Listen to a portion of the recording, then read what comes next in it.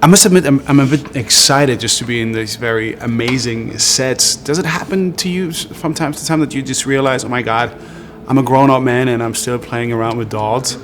Yes, it does, and it still has a bit of a wow factor for me as well, because it is like a huge toy box in a way. You know, cars, people, buildings. Now, maybe also I need to explain. It's just I just walked through these units here, this hall. It's quite impressive because I always thought there's just one unit at a time that you're working on, but apparently as a director, you have to work with how many sets at the same time currently? It's usually it's around about 16 because we have to shoot a lot of the sequences simultaneously because that's the way things are done because it's expensive and. So there's lots of different versions of Shaun, lots of different versions of the main characters, all on different sets, and you have to keep your head around the story to know where you are. But how do you manage that? Because first of all, I didn't really get the idea how come that there are like two directors for the specific movies, and then having all of these units. How do you guys communicate? Do you have a special app where you said, like, oh, today we did this and that, or could you just recheck if I did it right, correctly, anything like that? How do you communicate when it matters? We meet every morning, and we've got assistant directors that follow us around with walkie-talkies, so we're constantly in touch. But really, by the time we're on the floor, a lot of the decisions have been made because we've made a what we call an animatic, which is drawn images up against a soundtrack and cut to length, so we get a sense of what the movie's like. Some of it's very accurate, you know, in terms of exactly what action's needed. So we do know what we have to do before we actually start walking down the studio. Yeah. And why all that stress? I mean, these days everybody's talking about computer animation. Even in the past, Atman tried themselves out with Flushed Away. Mm-hmm. How come that you actually came back to your roots and working with clay and emotion? What's the magic about it that you decided rather to work with these than with modern technologies as computer animation? Well, Aardman they've got a big CGI department, and they're planning to do more CGI films as well. But the stop frame is a kind of tradition, and for me, I just love it because it's physical. You know, it's physical. You know, it really exists, and the characters are stood on a surface and everything, and it's much more fun. I mean, with CGI, you're sat in front of computers all day. It's just as much work. They have to go through the same processes as we do. It's just that it's on a screen rather than in real life. Well, specifically when it comes to the comedic side, what it really is, it's about timing. Something, either you have it or you don't. But how can you really transfer that specific timing to animation where pretty much it's not about a feeling, it's really that you have, you can really time when exactly what is happening, but how do you transfer that felt timing towards like a puppet? You understand what I mean? Yeah, it's like, sure. I see that as very complicated. It is, and we haven't got an excuse not to get it right, really, because we can rehearse it. So we do what we call labs, which are live action videos. So both myself and Mark Burton, the other director, will act out the scene in front of camera several times until the timing's right, until it looks right. You know, whether it's a pratfall or just a bit of comedy, just to get the timing absolutely right. So it's then down to the animator to sort of finesse that. So it's really pretty much just like counting a beat and then like playing together as a band. That's what really takes, apparently, just to... Well, it's more like you act it out and then you can analyse how long you look in that direction. It's 5 frames there, 2 frames back. It gets quite mechanical, but if the timing works and it gets a laugh, then you then analyse that particular timing of that sequence and transfer it to the.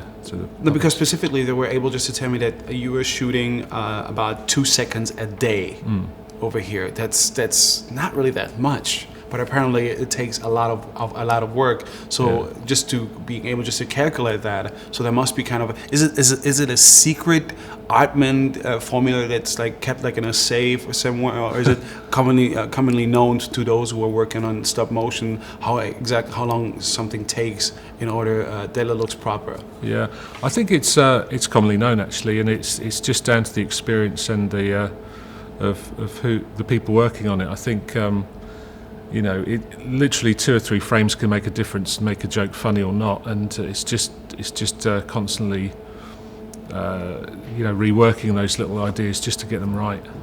Well, I had the chance already to be a bit introduced about the story itself. Yeah. But where do you see like the main difference in order just to make something work that worked so brilliantly already within 7 minutes? That's also something that I just learned recently, that originally you always have like 2 versions. You have a 5-minute version and a 7-minute version, accordingly to some TV stations or broadcasting stations that prefer a 5-minute one so they can integrate it within their program more properly. But already having these 2 minutes making the difference, as you like to call themselves afterwards, the director's cut. What kind of a challenge is just to extend this experience up to, I don't know, do you already know how long this movie is going to be? Like at least like 90 minutes, something like that? It's going to be about 78, 79 minutes. So yeah, that was kind of terrifying because Shaun, the TV series, doesn't have any dialogue, so we were kind of, we wanted to follow the integrity of the show and have it like a silent movie, obviously with sound effects, and people do make noises, but no words are spoken. And so there was a fear at the start, but it was a fantastic challenge. It was like that, the fear of that kept us really going to make sure it worked, I think.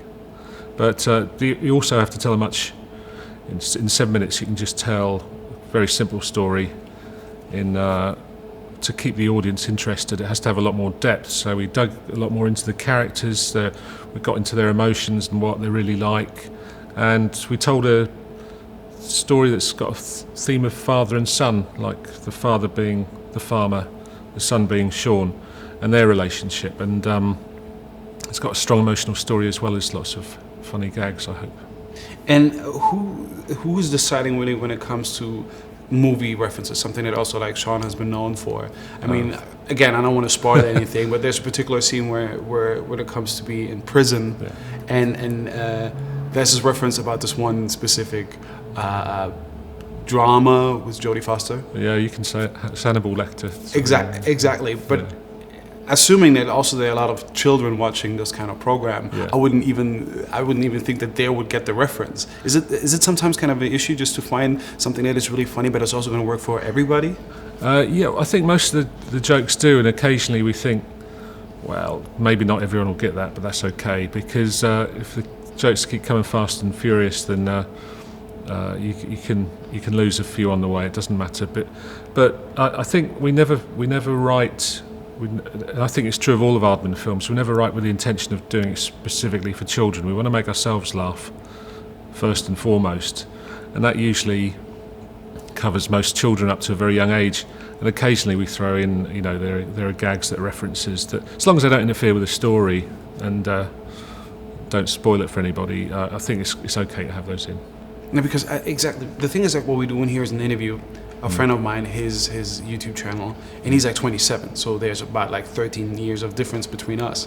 And he was like, I don't know, like animation's not really so my thing. So sometimes I feel, or ask myself, is everything all right with me that I'm so in love with it? I really like the few clips that I saw. I was kind of embarrassed to laugh out that loud. So apparently, where do you see the future of all of that? I mean, 3D printers coming up. Is it that maybe like one day we don't even need that anymore because anyone is going to do that with his application on his iPhone and is going to be able just to print everything? Do you see this is going to be long lasting, or is this the end that we see watching here, observing? I think so, because I think with the dawn of computers, I think we were there was always the dying art of stop frame animation, the dying art.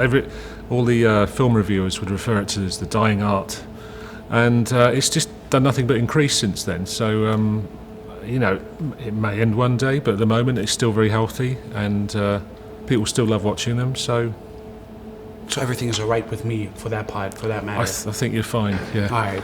Then thank you very much. It's been a pleasure, and all I can say is I'm like a little boy in a candy store. I'm really overwhelmed with all that, and I'm very impressed by the work. Thank you so much. Okay. Thank you. Thank you.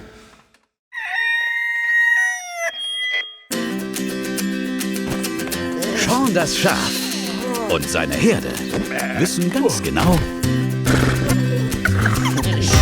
wie man richtig Spaß hat.